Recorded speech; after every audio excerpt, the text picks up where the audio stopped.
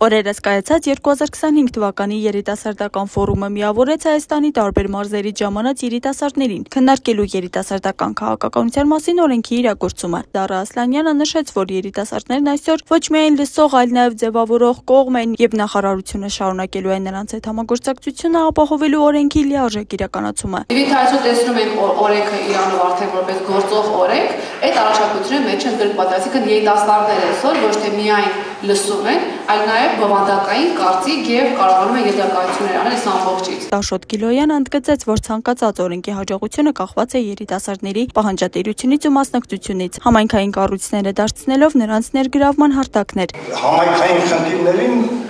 ժամային ռեժիմում մասնակցել։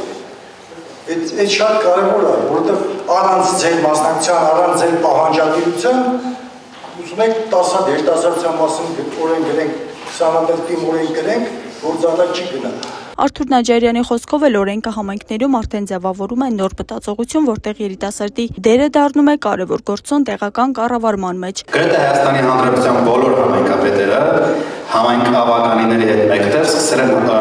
այսպես դեկելումների մեջ ինչ ասել է երիտասարդական աշխատանք, դա ինչը որ մենք պետք է անենք, շատ արագ փորձենք ինչ որ մի կերպ դառնալ առաջամարտիկը, որտեղ այսպես մրցակցություն կա, որտեղ մենք այսօր նաև ունենք Հայաստանում իրականում առաջամարտիկ մի քանի համայնքներ։ Գրիգորի Երիցյանը հավելեց, որ այժմ յուրաքանչյուր համայնք պարտավոր է ունենալ երիտասարդական աշխատող եւ մշակել տեղական քաղաքականություն, ապահովելով համագործակցություն հասարակական կազմակերպությունների հետ։ Արդեն թիմերը դիմում են մեզ հասարակական կազմակերպություններին, եկեք միասին աշխատենք այդ ուղղությամբ, մի համայնք կա ռեսուրս ունի, մեկը չունի, ուրեմն պետք է գտնենք այդ ռեսուրսը միջազգային գործընկերներից եւ այլն։ Դե իսկ Աննա Հայրումյանն էլ ընդգծեց, որ օրենքը մեծացնում է երիտասարդների ինքնավստահությունն ու մասնագիտական կողմնորոշման հնարավորությունները։ Այս ընթացքում ձևավորվել են օրինակ ներքին գործերի նախարարության կից գործող երիտասարդական խորհուրդը, մարդու իրավունքների պաշտպանի կից գործող երիտասարդական խորհուրդը, որը տալիս է երիտասարդներին հնարավորություն դարձնելու իրենց ձայնը լսելի։ Ֆորումը մեկ անգամ եւս ցույց տվեց, որ երիտասարդական քաղաքականության նոր փուլը հիմնված է մասնակցության, վստահության եւ համատեղ աշխատանքի վրա։ Աստղիկ Խաչատրյան, Խանով Անիսյան, Հայկ Կապրելյան, այսօր։